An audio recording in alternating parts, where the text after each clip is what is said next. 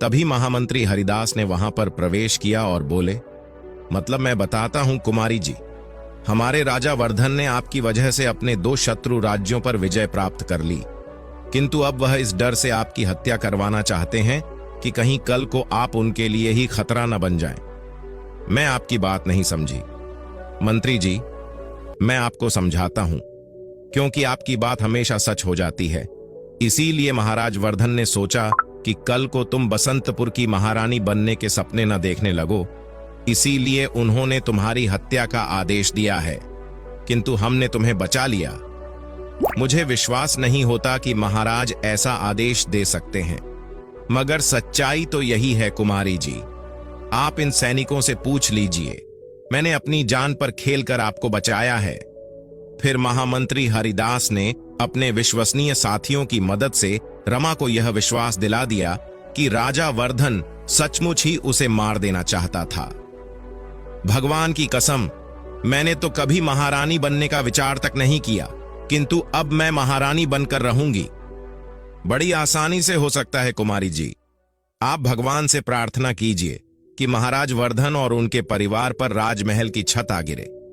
इस प्रकार महाराज और उनके परिवार की मौत हो जाएगी।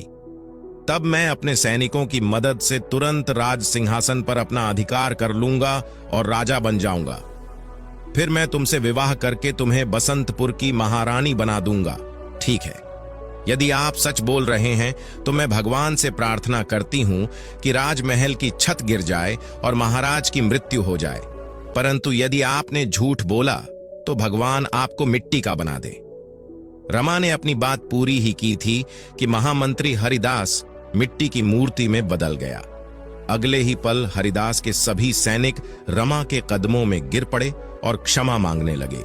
बाद में रमा के पूछने पर सैनिकों ने बताया कि महामंत्री हरिदास के दिमाग में राजा वर्धन को मरवाकर राजा बनने का विचार आया था और उसी ने षड्यंत्र करके रमा के सभी नौकर चाकरों की हत्या करवाकर उसे महल से उठवा लिया था।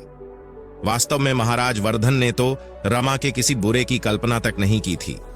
फिर रमा के कहने पर वह सभी सैनिक महाराजा वर्धन के सामने प्रस्तुत हुए और उन्हें सारी सच्चाई बता दी। राजा ने कहा, उफ, मुझे विश्वास नहीं था कि महामंत्री हरिदास ऐसा कर सकते हैं।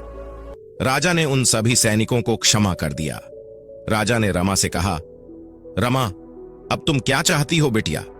महामंत्री विचार सैन की बातों से रमा के दिल में एक ख्वाहिश बसी थी और वह थी महारानी बनने की।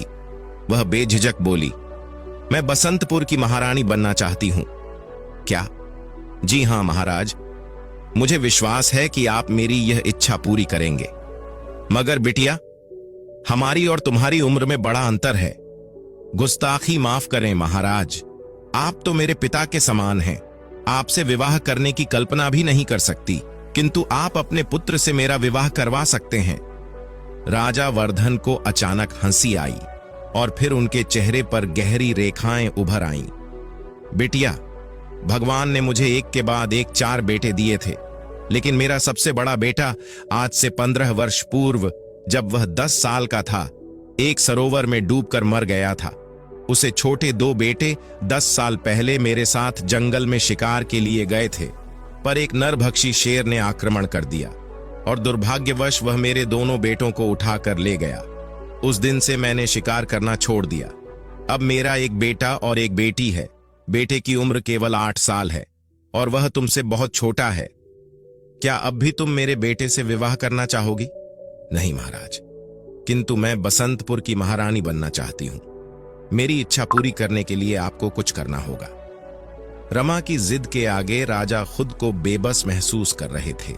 खैर, ब्रांडेड प्रोडक्ट आपको लाइफ में आवश्यक है तो नीचे डिस्क्रिप्शन में व्हाट्सएप लिंक से वांटेड लिंक डाउनलोड करके ब्रांडेड प्रोडक्ट रिसीव कर सकते हैं। You need branded products in life. WhatsApp link is given below in description. Wanted link, download from that link and get wanted branded products.